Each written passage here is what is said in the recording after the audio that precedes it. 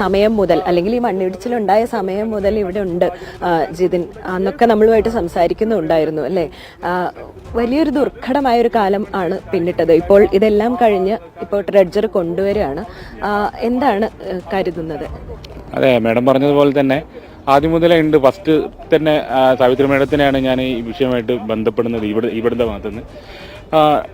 Dredger എന്തായാലും ഇപ്പം ഇനി അല്പസമയത്തിനകം തന്നെ എത്തിച്ചേരും എന്ന് തന്നെയാണ് പ്രതീക്ഷ. അതിൽ വേറെ തടസ്സങ്ങളുണ്ടോ എന്ന് നിലവിൽ നമ്മളൊന്നും അറിയിച്ചിട്ടില്ല. എന്തെങ്കിലും തടസ്സങ്ങൾ ഉണ്ട് എന്ന രീതിയിൽ ഉച്ചയോടുകൂടി തന്നെ ഡ്രെഡ്ജിങ് സ്റ്റാർട്ട് ചെയ്യാൻ സാധിക്കും എന്ന് തന്നെയാണ് കരുതുന്നത്. ഇപ്പോൾ ജില്ലാ ഭരണകൂടത്തിന്റെ ഭാഗത്തുനിന്ന് എന്തെങ്കിലും തരത്തിലുള്ള വിവരങ്ങൾ എന്തെങ്കിലും തന്നിരുന്നോ നേരിട്ട്? ഇല്ലല്ല, നേരിട്ട് ഒരു വിവരം നമ്മൾ എന്തെങ്കിലും റിക്വസ്റ്റ് ചെയ്യുകയാണെങ്കിൽ ആ ഡാറ്റ നമുക്ക് തരും.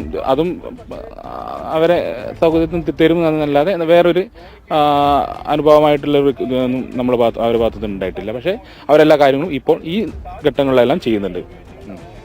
ഇപ്പോൾ ഈ ഒരു ഭാഗം ആണ് തെരച്ചിലിന്റെ ഫോക്കസ് പറഞ്ഞിരിക്കുന്നത് അല്ലെ, ആ ഒരു CP4 എന്ന് പറഞ്ഞിട്ട് നേവി മാർക്ക് ചെയ്തിരിക്കുന്ന ഭാഗം.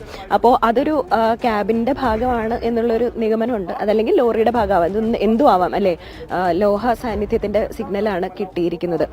അപ്പോൾ ബാക്കിയുള്ളവരോട് സംസാരിച്ചിരുന്ന കുടുംബത്തിലെ ബാക്കിയുള്ളവരോട് സംസാരിച്ചിരുന്ന അവരെന്താണ് അവരുടെയൊക്കെ ആവശ്യങ്ങൾ പ്രധാനമായിട്ട് എന്താണ്? നമ്മുടെ കുടുംബത്തിന്റെ കാര്യം എന്ന് പറഞ്ഞാൽ അത് നമുക്കിപ്പോൾ വണ്ടിയുടെ അടുത്തേക്ക് എത്തിച്ചേരുക, ഇത്രയും വലിയൊരു വണ്ടി അതിനെന്ത് സംഭവിച്ചു, അതിൽ അർജുൻ ഉണ്ട് എന്ന് തന്നെയാണ് ഞങ്ങൾ ഇപ്പോഴും വിശ്വസിക്കുന്നത്. കാരണം അർജുൻ ഉറങ്ങുമ്പോൾ തന്നെയായിരുന്നു ഈ ലാൻഡ് സ്ലൈഡിങ് ഉണ്ടായതും. അപ്പോൾ അതിൻ്റെ ആ ക്യാബിനിൽ ഇപ്പോഴും അർജുൻ ഉണ്ട് എന്ന് തന്നെയാണ് ഞങ്ങൾ വിശ്വസിക്കുന്നത്. ആ ക്യാബിൻ്റെ അടുത്ത് എത്തിക്കഴിയുന്നത് അതാണ് ഇതിൻ്റെ ഉത്തരം. ക്യാബിൻ്റെ അടുത്തേക്ക് എത്തുക എന്നുള്ളതാണ് ഇതിൻ്റെ ഉത്തരം.